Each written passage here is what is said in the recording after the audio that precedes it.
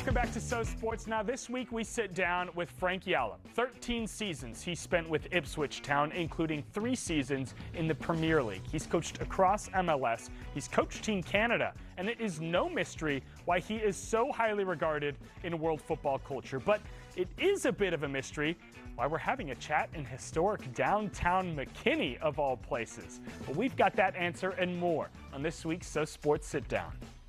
So I guess the easy question is, what are you doing in McKinney, Texas?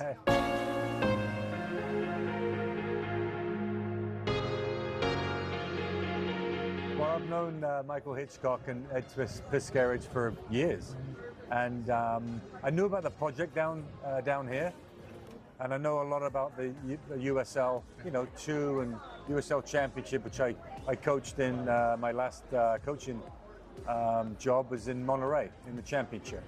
And I was taking a break, to be honest, from coaching.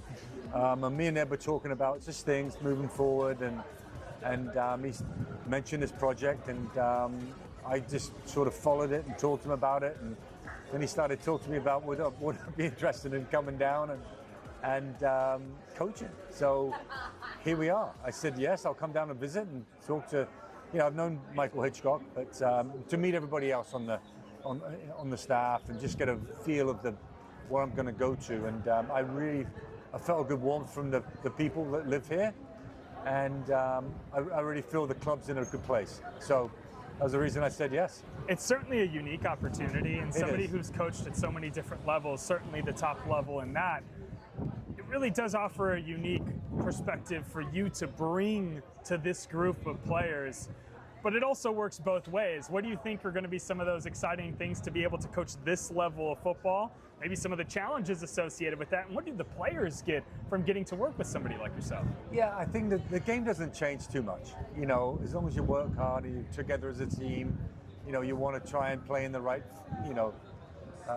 way to entertain the fans and when they're at the games, stuff like that. That never changes. So I've got to get maybe used to the players a little bit of the level, but it's not to say that they're not very good at all. I know they're good players. So let's try to bring the best out of them. That's my job, is get the best out of what we have, and try and win games along the way. And that's the whole plan. Now, Frank, you did say something that piqued my interest there. You said the game doesn't really change.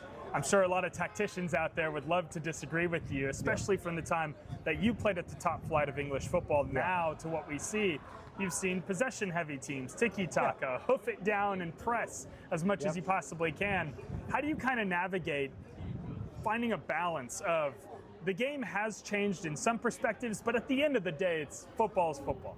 Yeah, when I say it hasn't changed, it's still, the goal's the same size, the ball's the same size, there's still 11 on 11. So, and tactics always change anyway. A few years ago, 3 at the back was always, all of a sudden was great. 3 defenders. Now it's a back 4, and stuff like this. So all the trends come and go. But in the end, the whole thing about you got to defend your goal, and you've got to be able to attack the goal and score goals. So I know I'm talking a bit, generic and simply, but that's really, for me, it's that simple. It's, can you have a formation that suits the players? I do like a 4-4, sort of 4-4-2, but there's a bunch of combinations in that, 4-2-3-1, or whatever you want to call it. So all those things that are going to come into what I think is going to be the best for the players, it might change. I don't know. I got to wait and see. I want to get working with the players. We'll figure out a system that really suits us and is going to help us win. I can guarantee one thing that certainly, hopefully, will never change when it comes to football is community. And I've got to imagine that what you're seeing today and what you're going to continue to see in your time in McKinney will certainly highlight the fact that this team that you now are leading is very much rooted in community. It really is, yeah. The time I come before, probably about 3 or 4 weeks ago, I think it was, I was just blown away with people wearing the kit, talking about the team. It's kind of on everybody's lips, so that's really good. You sort of see the name around everywhere. People talking about it. It means something to the city of McKinney. Now, I know this is never the case when it comes to a team sport, especially one like football, but when you're allowed to take a step back and maybe think a bit more selfishly, timing is everything. And you talk about the USL and its push for being a top-tier league recognized by U.S. Soccer. Of course, the tier system with promotion and relegation coming into the fold, plus the World Cup. I know you wanted to take a break, but what a great time to get back into the game. Yeah, I haven't really took a break, to be honest. I mean, it never goes out of your soccer. You know, it's been my life since I was, so I still started playing when I was, 5 years old or whatever it was, and it's still my passion. So nothing's going to change in that front. So I'll even when there's nothing going on, and maybe working-wise for me in the last sort of 6 or so months or whatever it's been, I'm always watching it, going to watch games. I love it, and I think that's the passion I have, and I want to bring that to the team and bring it to McKinney. And you're great. The USL is growing so quickly. There's so many teams, there's so many towns that want to have a franchise. McKinney's done so well with this franchise, and see where it goes. When you think about how the game has changed, of course, a lot of eyes are going to be on the United States soccer landscape, and you've been a part of that now for quite some time. Yeah. I'm curious how you've seen both the actual play and perspective of U.S. soccer domestically, and also the perspective internationally of how people view U.S. soccer. How has that shifted in the last few decades, so to speak? Maybe even that time period between the '94 World Cup and what is going to be the 2026 World Cup. Yeah, well, I think MLS starting was huge in '96. Only because I played with one of the greatest players, one of the greatest players at the time is Carlos Valderrama. I played with him in, some of the younger people won't know his name, but if you want to look him up, he's a great player. But I played with him in Tampa, and it was a pleasure to play with someone like that, a world superstar, to be honest.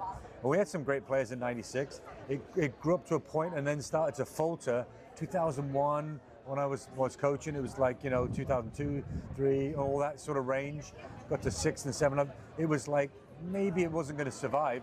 And I was part of it. I wasn't part of the signing of David Beckham, but I was the coach at the time when they signed David Beckham down in at the Galaxy, LA Galaxy. I think that changed the league. I think it brought so much awareness to MLS and the US game.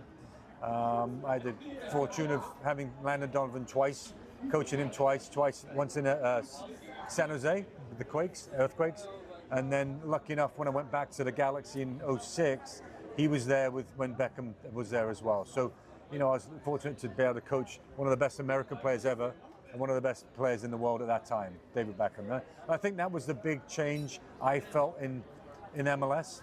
And I think from that, you had Thierry Henry coming over, and then you had some real top-notch players, and now you're getting some good young players wanting to come over to MLS. I see a big difference in the US where it's on the forefront of people's minds now as a major sport, and that's fantastic. It's great to watch, and it doesn't take away from, like I said earlier, the old school stuff of, hey, you got to defend well and you got to attack well, and there's certain ways of doing that. But I think it's going to be exciting for the future of U.S. soccer for sure. Well, what a treat for the McKinney community. What a treat for your future players, and what a treat for me to get the chance to chat with you. I really appreciate the time. Oh, my pleasure.